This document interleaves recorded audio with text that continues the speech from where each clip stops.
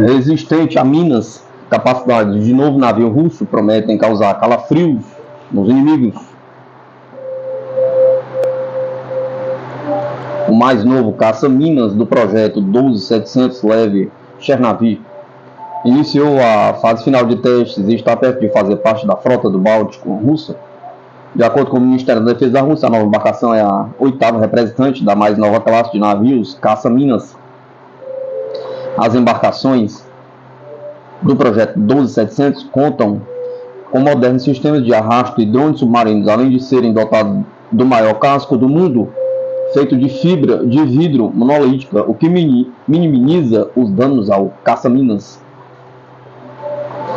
Representantes da equipe de comissionamento do estaleiro, junto com a tripulação do caça-minas e membros do Comitê Estatal de Aceitação, realizaram testes de manobra e velocidade do navio, verificaram o funcionamento de todos os motores, sistemas e componentes, armas e equipamentos de navegação em rádio, informou o Ministério da Defesa russo. Após os testes, a embarcação deverá ser comissionada à frota russa do Báltico e, com suas características de última geração, certamente deixará qualquer adversário com calafrios. Isso porque os navios desse projeto são destinados ao combate às minas marítimas, sendo capazes de as detectar tanto nas profundezas quanto na superfície marinha, sem entrar na zona de perigo, usando sistemas de arrasto ou drones submarinos. Índia comissionará terceiro porta-aviões à frota do país em meio à presença dos Estados Unidos no Pacífico, diz mídia. A Bloomberg relatou que a Índia vai comissionar o terceiro porta-aviões da frota naval do país para aumentar sua influência no Oceano Pacífico, em meio à crescente presença militar da China nos Estados Unidos. Fontes citadas pela mídia acreditam que o novo navio de guerra possa abrigar 28 caças e helicópteros. Trata-se do segundo navio desse tipo, produzido pelo país. O primeiro porta-aviões de fabricação nacional, o INS Vikrant, foi incorporado em 2022. As fontes também afirmaram que o Conselho de Aquisições de Defesa do país, sob o comando do Ministro da Defesa, pode aprovar a aquisição da embarcação na sexta-feira, 1/12/2023. A mídia ressaltou que a ampliação da frota elevaria a influência do país, permitindo uma presença permanente em diversos lugares distantes, principalmente no Oceano Índico, que está fortemente militarizado com a presença chinesa e americana. Conforme as fontes, a Índia pretende contar com 160 navios de guerra até 2030, 175 até 2035. Por sua vez, os representantes do Ministério da Defesa e da Marinha da Índia se recusaram a comentar as afirmações da Bloomberg.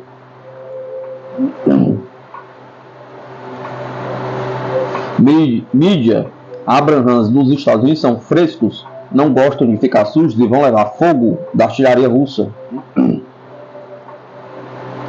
Destacando os problemas que as forças ucranianas enfrentarão com equipamentos ocidentais, a Forbes ressalta que os tanques Abrams dos Estados Unidos não gostam de ficar sujos e certamente levarão fogo da artilharia russa. De acordo com a mídia, o maior problema com o novo lote de 31 tanques M1 Abrams fabricado pelos Estados Unidos e fornecidos à Ucrânia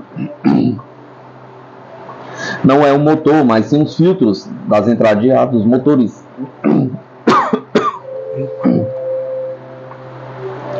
Isso porque esses filtros precisam de limpeza constante para evitar que os tanques sofram danos no campo de batalha. Além disso, a mídia destaca que o tanque americano consome muito combustível, o que é uma grande desvantagem, mesmo que seja flexível quanto ao tipo de combustível usado.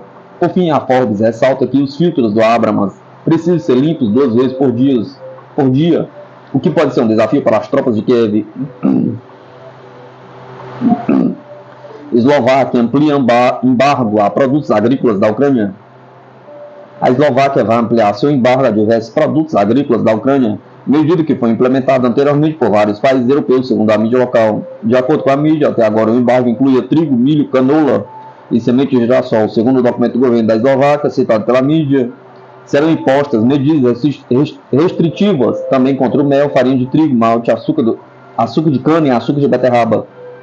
Além disso, o país endurecerá as regras de trânsito para esse tipo de cargas através do seu território. Em abril, a Polônia, Romênia, Hungria, Eslováquia e Bulgária proibiram unilateralmente as importações de grãos e outros produtos agrícolas ucranianos, visto que seu preço baixo desestabilizava seus mercados nacionais. Em maio, a União Europeia interveio para impedir que determinados países atuassem unilateralmente e impusessem sua própria proibição às importações de produtos agrícolas ucranianos. No entanto, posteriormente, Bruxelas decidiu não prorrogar a proibição, depois que a Ucrânia se comprometeu a implementar medidas para reforçar o controle das exportações dos países vizinhos. Hungria se recusa a enviar armas para a Ucrânia. Nunca fizemos e não faremos. O ministro húngaro das Relações Exteriores, Péter Szijjártó, reforçou a posição da Hungria de não enviar armas para a Ucrânia. Em entrevista à CNBC, Szijjártó afirmou categoricamente: o que nunca fizemos e não faremos é entregar armas. Szijjártó enfatizou o significativo esforço humanitário da Hungria, o acolhimento de refugiados, garantindo igualdade de acesso à educação e saúde em condições semelhantes às oferecidas aos húngaros. Estamos investindo em incentivos para empregadores que contratam refugiados, facilitando a inclusão das crianças na educação formal e fornecendo apoio a instituições na parte ocidental da Ucrânia. Além disso, realizamos doações de ventiladores e outros suprimentos hospitalares, afirmou o ministro Szijjártó. Rebateu as críticas sobre a suposta falta de ajuda à Ucrânia, destacando o compromisso húngaro com a promoção da paz na região. A posição se difere em relação ao fornecimento de armas por parte do Ocidente.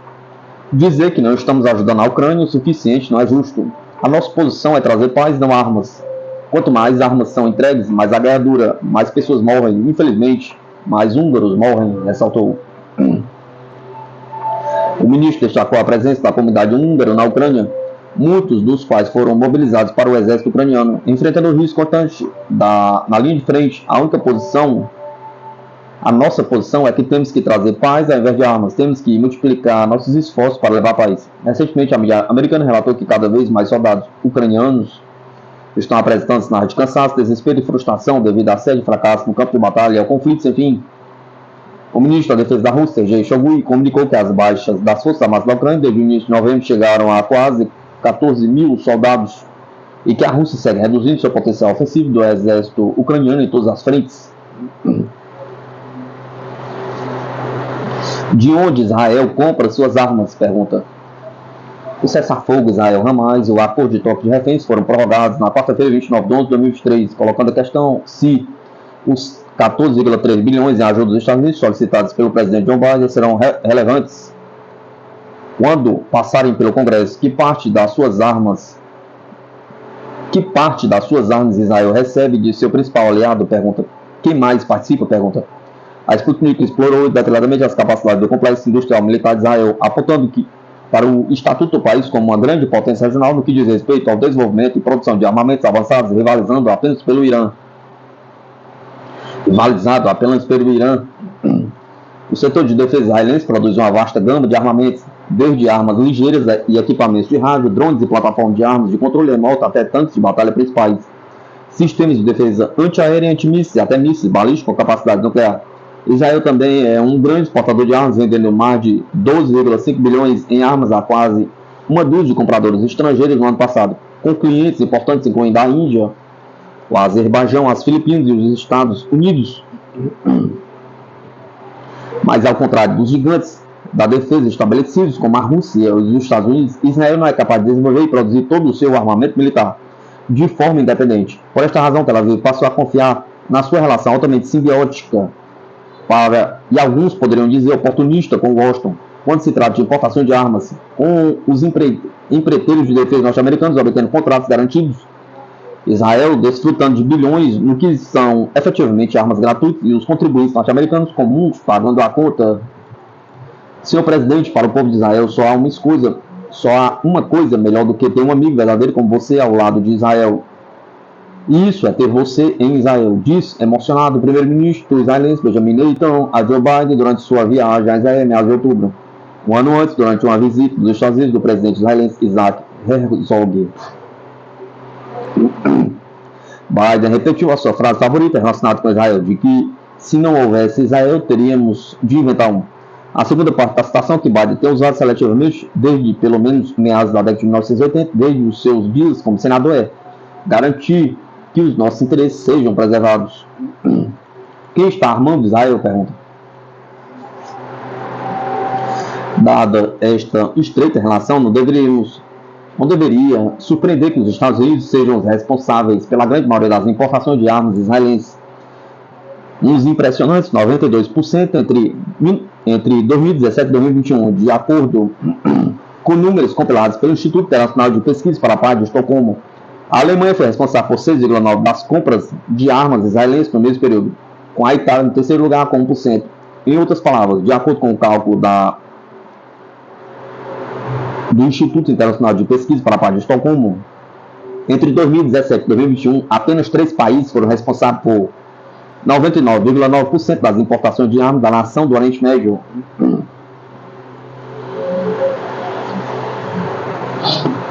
Em um período de tempo mais longo, de 2011 a 2020, a Sociedade de Pesquisa de Estocolmo determinou que os Estados Unidos foram responsáveis por 70,2% das importações israelenses das principais armas convencionais, com a Alemanha, a Itália e o Canadá completando os 4 primeiros com cerca de 23,9%, 5,9% e 0,05% respectivamente.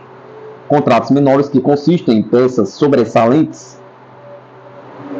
armas pequenas e sistemas de armas leves também têm sido tradicionalmente dominados por fornecedores dos Estados Unidos, que investiram cerca de 8,7 bilhões em acordos de armas com Israel de 2015 a 2019, de acordo com a pesquisa da campanha contra o comércio de armas. Durante o mesmo período, a Alemanha e a Itália emitiram licenças para vendas de armas a Tel Aviv no valor de 944 milhões, 474,5 milhões e 374,5 milhões, respectivamente. Que tipo de impacto Israel obtém com o seu dinheiro? Pergunta. Mais do que em qualquer outro campo, Israel depende do armamento dos Estados Unidos para assegurar a capacidade da Força Aérea Israelense, incluindo a nova frota de F-35 Adir. Tel Aviv espera, em última análise, obter 75 caças de quinta geração.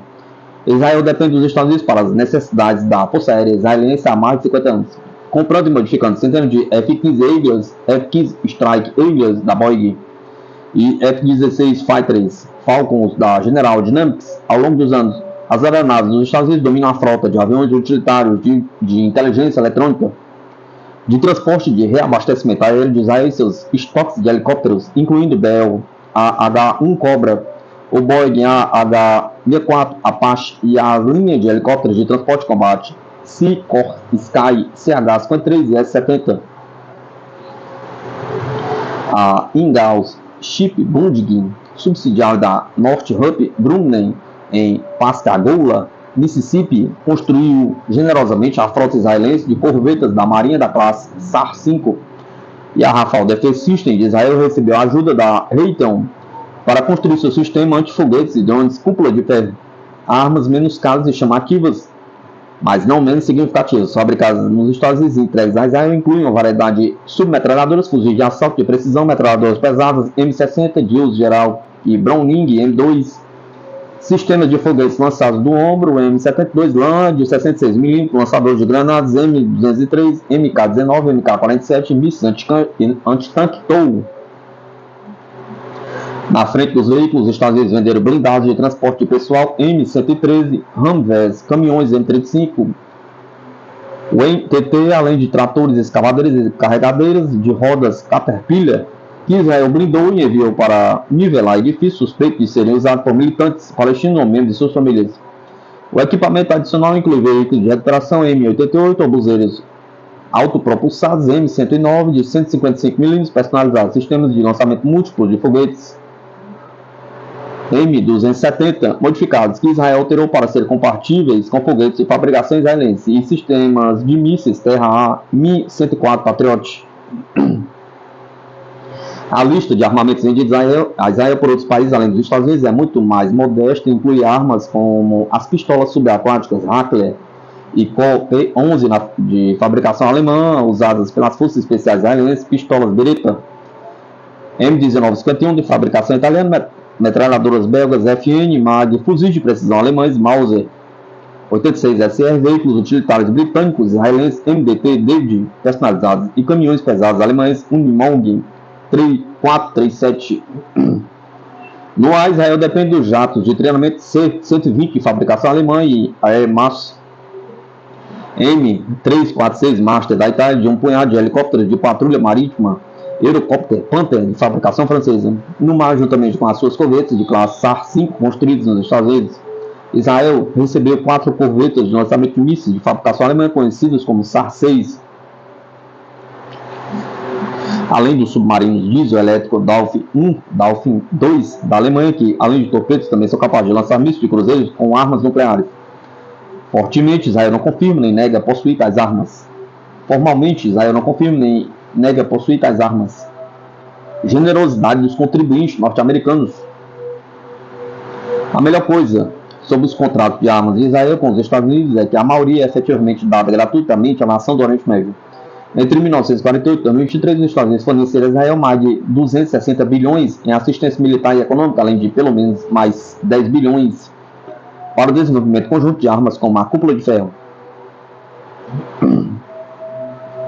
Os Estados Unidos dedicaram mais de 3 bilhões em ajuda a Israel como um relógio desde 2004, incluindo cerca de 3,2 bilhões em 2022.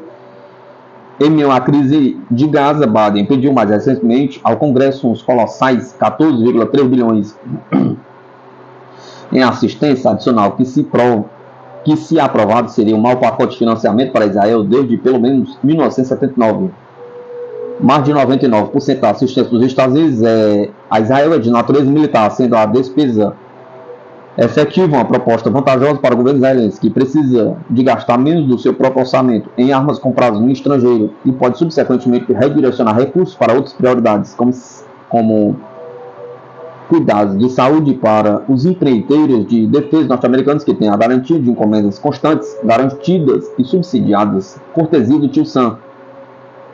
Na verdade, a única parte que pede com um acordo é o contribuinte comum dos Estados Unidos, que paga a conta da defesa de Israel e enfrenta o perigo cada vez maior de os Estados Unidos enfrentarem um incumprimento e obliterarem a economia à medida que a dívida nacional dos Estados Unidos se aproxima dos 34 trilhões.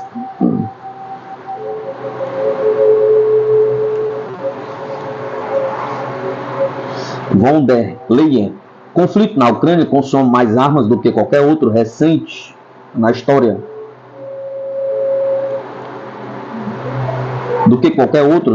Recente. O conflito na Ucrânia está consumindo mais equipamento do que qualquer outra guerra na história recente, disse a presidente da Comissão Europeia, Ursula von der Leyen, nesta quinta-feira, 30 de 11 de 2023, acrescentando que a União Europeia tem faltado em capacidade de munições e grandes estoques de defesa. A guerra na Ucrânia demonstra que precisamos produzir mais, tanto para satisfazer as necessidades da Ucrânia, como para garantir a nossa própria dissuasão e defesa. A guerra na Ucrânia está consumindo mais equipamento do que qualquer outra guerra na história recente. A realidade é que nós não tínhamos armas e munições suficientes disponíveis. Não tínhamos grandes estoques e faltava capacidade ociosa. Porque em tempos de paz pensávamos que não precisávamos deles. Isso precisava mudar, disse von der Leyen durante a conferência anual da Agência Europeia de Defesa em 2023 sobre como fortalecer a defesa europeia. Ela também disse que os fracassos de Kiev no campo de batalha não foram motivo para cessar o apoio militar à Ucrânia, acrescentando que o montante de assistência deveria aumentar. A Rússia disparou 10 milhões de projéteis em um ano. A Ucrânia consome 10 mil drones por mês. Isso significa que a indústria de defesa da Europa também deve se mobilizar, acrescentou von der Leyen. Nesta quinta-feira, 30 de 11 de 2023, o presidente do Conselho Europeu, Charles Michel, disse que a União Europeia estava trabalhando para entregar 1 milhão de cartuchos de munição à Ucrânia, dizendo que a ação seria um desafio que levaria um pouco mais de tempo do que o esperado. Os países ocidentais intensificaram a sua assistência militar e financeira à Ucrânia e lançaram vários pacotes de sanções contra a Rússia, depois de Moscou ter lançado a sua operação militar especial na Ucrânia em fevereiro de 2022. Moscou condenou o fornecimento militar estrangeiro a Kiev. Pentágono atribuiu contratos para a projeção de meios de infravermelho da guerra eletrônica. 2 montadoras dos Estados Unidos receberam a responsabilidade de construir dispositivos de espionagem que poderiam ser catapultados de equipamento maior contra o adversário. O exército dos Estados Unidos escolheu na quarta-feira, 29 de 11 de 2013, a Lockheed Martin e o Northrop Grumman para desenvolver meios de espionagem de capacidade de interferência para drones que poderiam ser catapultados de um veículo em movimento ou de uma aeronave maior, relatou o jornal Defense News. O escritório executivo de programas de inteligência, guerra eletrônica e sensores do serviço nomeiam assim as duas montadoras como vencedores do acordo para um programa dentro dos domínios do infravermelho da guerra eletrônica. O objetivo anunciado é amadurecer as tecnologias existentes. Dezenas de milhões de dólares estão em jogo a longo prazo e os prêmios iniciais valem centenas de milhares de dólares. Os chamados efeitos lançados, os dispositivos lançados de tanques, helicópteros ou qualquer outra fonte se destinam a complementar o equipamento militar existente. A tecnologia é considerada uma parte essencial dos esforços da futura aeronave de reconhecimento de ataque e da futura aeronave de assalto de longo alcance do Exército dos Estados Unidos.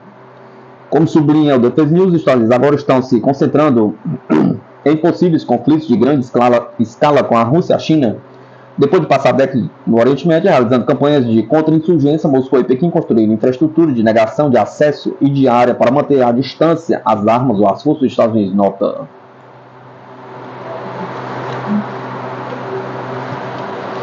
Escassez de voluntários e relutância de Zelensky travam recrutamento ucraniano, diz mídia americana. Um projeto para recrutar mais ucranianos para o exército está na mesa do presidente Zelensky desde junho, mas o líder até agora desafia a pressão dos militares para assiná-lo. A Ucrânia enfrenta um grande problema no que diz respeito ao recrutamento de novos soldados para os campos de batalha, relata a agência Bloomberg. Além de uma resistência da população que cada vez mais deixa de se voluntariar para entrar no conflito, um desacordo entre Zelensky e militares sobre o plano de recrutamento também dificulta a chegada de novos soldados, ressalta a agência. A lei deveria ter entrado em vigor, o parlamento apoiou-a totalmente. O recrutamento está ocorrendo com dificuldade agora, disse Roman Kostetenko, legislador da Comissão de Defesa do Parlamento Ucraniano. O atraso expõe o problema crescente de preencher as fileiras militares de Kiev, quase 2 anos depois de um conflito que, segundo o principal general de Zelensky, Valery, se transformou em um impasse. A relutância de Zelensky em assinar a lei decorre do seu desejo de ver um plano claro sobre o que os militares pretendem alcançar com sua convocação, afirma a mídia. Espero uma análise mais aprofundada de cada uma dessas questões por parte do governo dos militares e propostas concretas, disse o presidente ucraniano na sexta-feira passada, 24 de 11 de 2023, após se reunir com líderes militares.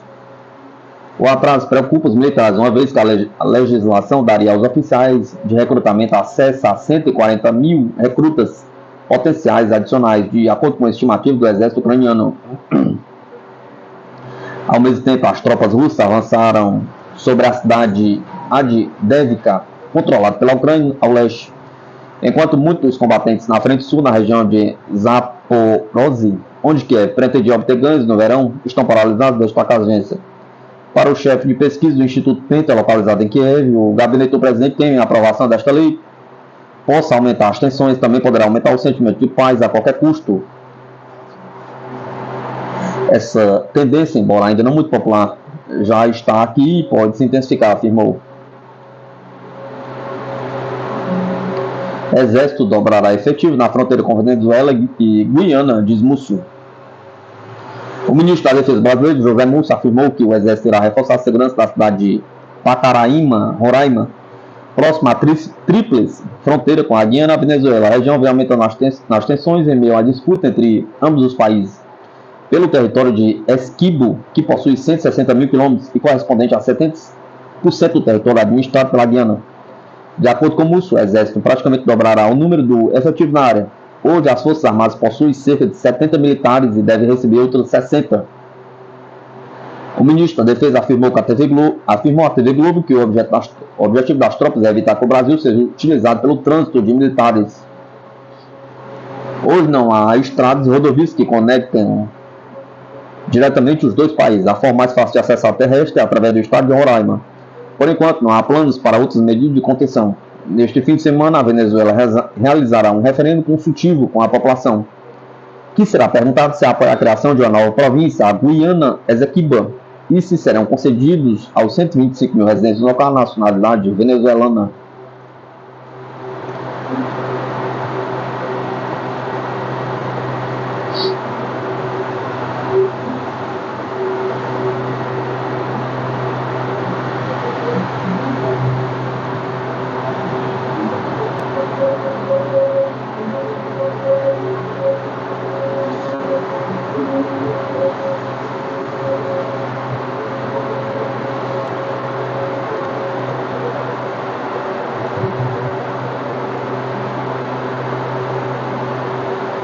Estados Unidos e aliados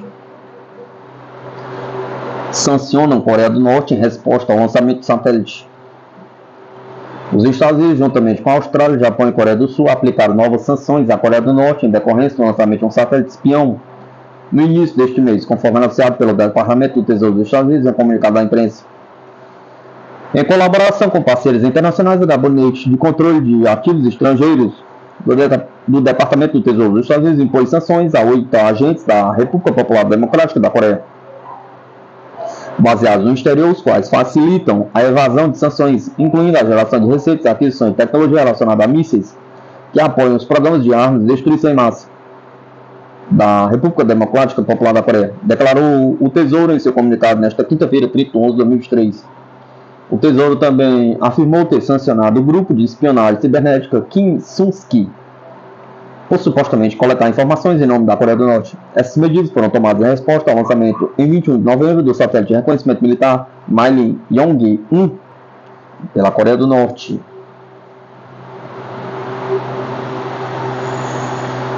Rota de colisão, as preparações de Washington para a Segunda Guerra no Pacífico.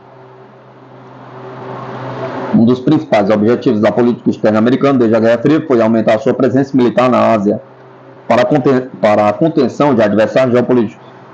Aliados com uma série de potências regionais, Washington agora se prepara para a Segunda Guerra no Pacífico, desta vez contra a China.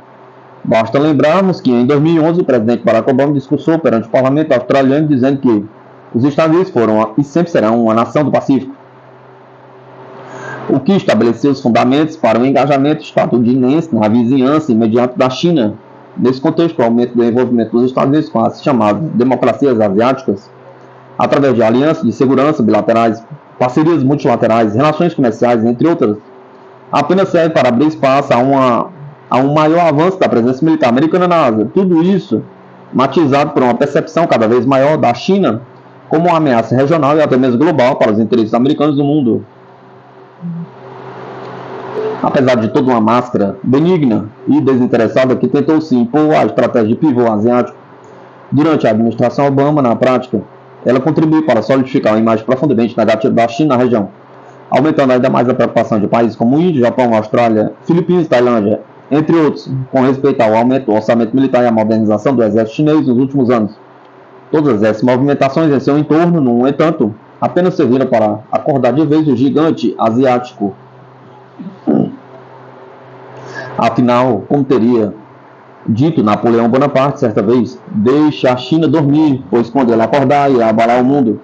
Hoje a China finalmente acordou para o seu potencial econômico e militar, e os americanos não estão nem um pouco contentes com isso, justamente pelo fato de estar em xeque sua predominância de longa data no cenário internacional, dada a posição cada vez mais assertiva adotada por Xi Jinping na Ásia e na Eurásia, juntamente da Rússia. De um modo geral, estabeleceu-se então uma espécie de dilema de segurança para Washington e as nações do Indo-Pacífico. Aproveitando-se disso, a Casa Branca reviveu em 2017 iniciativas como a Quad, Diálogo Quadrilateral de Segurança, envolvendo Japão, Índia e Austrália, articulando com o objetivo de demonstrar força perante a China. Além do mais, a Coreia do Sul, outro aliado histórico de Washington na Ásia, teve sua política externa controlada pela Casa Branca desde o início da Guerra Fria, de modo a alinhar-se aos interesses estratégicos dos Estados Unidos na região. Com isso, Seul precisou se comprometer em fornecer seu território para o estacionamento de tropas e equipamentos americanos, bem próximos geograficamente à China. Em resumo, nações como a Coreia do Sul e Japão se converteram numa espécie de cabeça de ponte dos Estados Unidos na Ásia, suscitando arrasadoras preocupações na liderança em Pequim. Some-se isso o fato de os Estados Unidos, o Japão e a Coreia do Sul estarem em negociações para criar uma aliança adicional de segurança trilateral, um tipo de dissuasão alargada que os colocará claramente numa rota de colisão com a China, Ásia-Pacífico. Ora, já há cerca de 50 mil soldados norte-americanos estacionados no Japão e mais de 30 mil na Coreia do Sul, o que por si só já representa uma sinalização agressiva para o governo de Pequim. Agora pensemos, se fosse o contrário, pergunta, e se a China tivesse 50 mil soldados estacionados em Cuba, ou 30 mil soldados estacionados no México, pergunta. Certamente que os Estados Unidos não iriam ficar inertes perante um cenário desse tipo. Entretanto, é colossal a falta de empatia dos americanos com os seus, assim considerados adversários geopolíticos no mundo. Como se não bastasse, Existem mais de 100 bases militares americanas no Japão e outras dezenas na Coreia do Sul, total ou mutuamente operadas por Washington e os governos locais. Além disso, temos também a questão de Taiwan, certamente o ponto mais crítico das relações entre os Estados Unidos e a China. A ilha, que abriga uma gigantesca indústria de semicondutores, da qual depende toda a logística principal da guerra moderna. Sobre Taiwan, a China já anunciou diversas vezes que não pretende abrir mão de sua soberania e de sua prerrogativa sobre a ilha. Mas um fato que colocará Pequim em rota de coalizão com Washington. Isso porque os Estados Unidos já demonstraram por algumas vezes sua intenção de auxiliar Taiwan em caso de alguma movimentação da China com referência à ilha. Em meio a todo esse quadro, a intervenção russa na Ucrânia para a defesa de seus interesses de segurança no leste europeu vem sendo observada por Pequim com muita atenção. A lição principal resultante desse conflito para a China foi que, para a defesa de seus interesses geopolíticos, os Estados Unidos estão dispostos a lutar até o último ucraniano. Mas também, se for o caso, até o último habitante de Taiwan, se for para enfraquecer a China. Todo o alerta por parte de Washington. Portanto, em torno do aumento da capacidade militar chinesa, tanto em forças convencionais quanto nucleares, serve apenas como preparação do terreno para um embate que se avizinha, que deverá ter lugar assim que o conflito ucraniano for decidido. Nesse meio tempo, a coordenação estratégica entre Rússia e China no continente euroasiático só aumenta a preocupação estadunidense quanto à manutenção do seu predomínio econômico e militar no mundo. Trata-se do ambiente mais severo e desafiador com a qual Washington, por extensão, o Ocidente precisa lidar em décadas. Tudo isso causado pelas políticas erráticas da própria Casa Branca, que, ao considerar apenas os seus próprios interesses egoístas, terminou por ignorar as preocupações legítimas de segurança, tanto dos russos quanto especialmente dos chineses. Logo, os últimos movimentos no tabuleiro geopolítico asiático que temos testemunhados apontam, sem sombra de dúvidas, para o conflito, pelo futuro do mundo. Será muito mais do que uma batalha no Pacífico, será uma guerra pela manutenção de hegemonia americana nas relações internacionais. Hegemonia essa que agora se baseia em frear a ascensão da superpotência chinesa.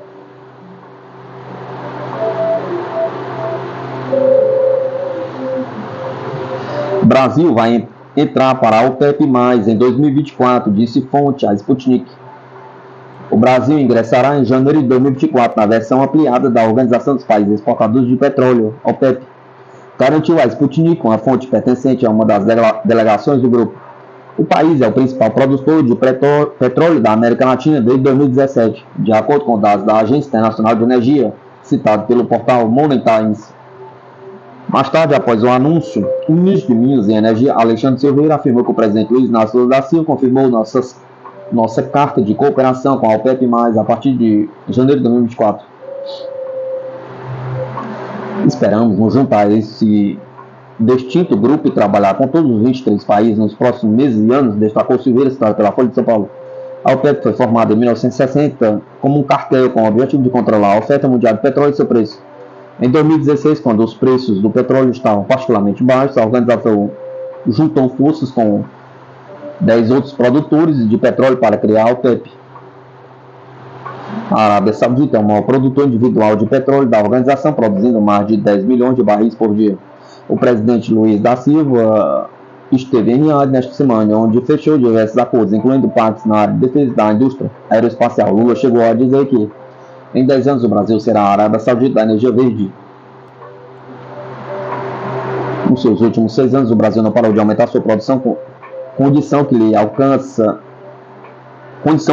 a nona colocação entre os maiores produtores do mundo. Em setembro de 2023, a produção brasileira de óleo e gás bateu recorde, com a extração de 4,666 milhões de barris de óleo equivalente por dia, segundo a Agência Brasil. Nesse contexto do boom petrolífero do Brasil, a Agência de Energia AIE projeta que a produção mundial de petróleo aumentará em 5,8 milhões de barris por dia até 2028, deste total, cerca de 25% virá da América Latina. Estados Unidos, Rússia e Arábia Saudita, na ordem, são os 3 principais juntos.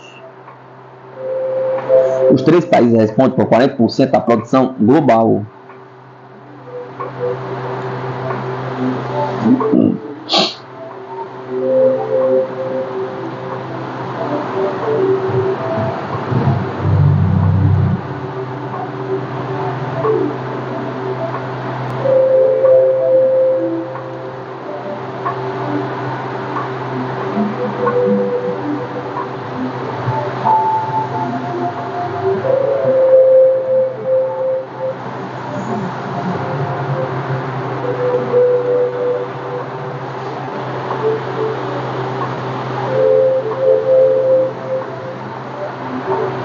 oficial militar de Kiev acredita que o conflito irá além da Ucrânia.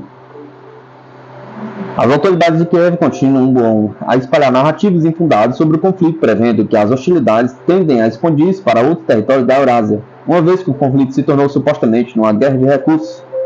Embora exista um risco real de o conflito se espalhar para outras regiões, a retórica está errada e esta narrativa ajuda a espalhar a paranoia anti-russa. O tenente-coronel Sergei Naev, comandante das forças conjuntas ucranianas, revelou seus pensamentos durante uma entrevista à ABC News.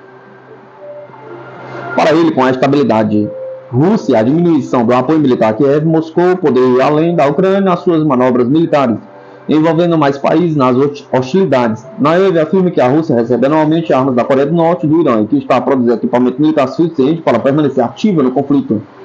Entretanto, a Ucrânia está a perder o apoio ocidental, recebendo cada vez menos armas e dinheiro. Naev está preocupado com esse cenário, pois, para ele, só com uma Ucrânia forte frente à Rússia será possível impedir os alegados planos expansionistas de Moscou.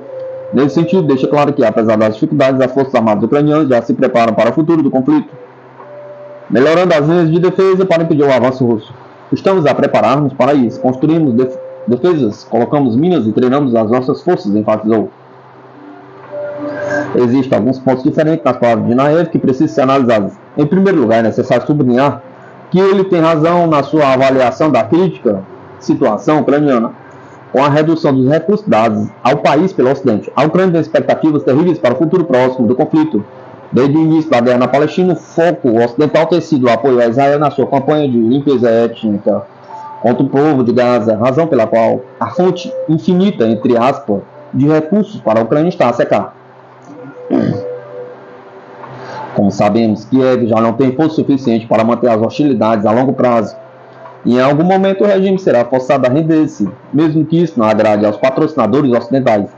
Tendo recebido numerosos pacotes militares, os ucranianos conseguiram pelo menos continuar a lutar, mesmo sem qualquer possibilidade de vitória. Mas sem esta ajuda contínua, nem mesmo este prolongamento será possível. No entanto, Naev está errado ao afirmar que o conflito se tornou uma mera guerra de recursos. Ele espalha rumores alegando que Moscou é abastecida com armas iranianas e norte-coreanas. Existem diversas acusações desse tipo, mas nenhuma confirmação oficial foi dada até o momento. Além disso, mesmo que a Rússia acabe por adquirir armas no estrangeiro, o país evidentemente não depende desta cooperação militar para atingir os seus objetivos no campo de batalha, sendo autossuficiente na sua indústria de defesa. Por outro lado, no que diz respeito à Ucrânia,